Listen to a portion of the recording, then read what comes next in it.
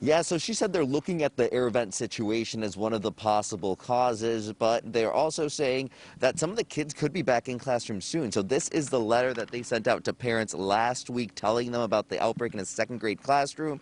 Of course, some of the kids in that classroom had been quarantining since the week before, so depending on testing, they could be back in class tomorrow in person right here at the elementary school behind me. Now, we know that 8 second grade students at Penn Valley Elementary School, they were quarantined after contracting COVID. We're told none of the cases have been extreme and that the kids who feel healthy enough, they're still going to class virtually from home.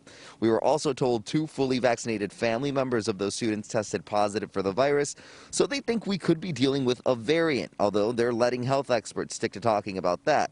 As for how it happened, officials say they can only contact trace in the school, but after the cases, they started doing a full assessment of the heating and cooling systems for the impacted classroom and found that an issue with a damper in a vent, well, in that classroom, it only allowed 30% of the fresh air to circulate in, so they said that that could have played a role.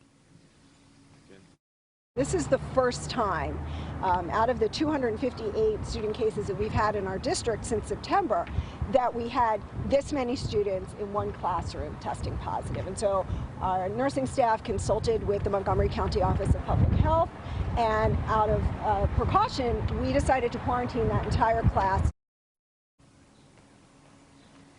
Again, that was last week, so some of the students could be going back into classrooms this week.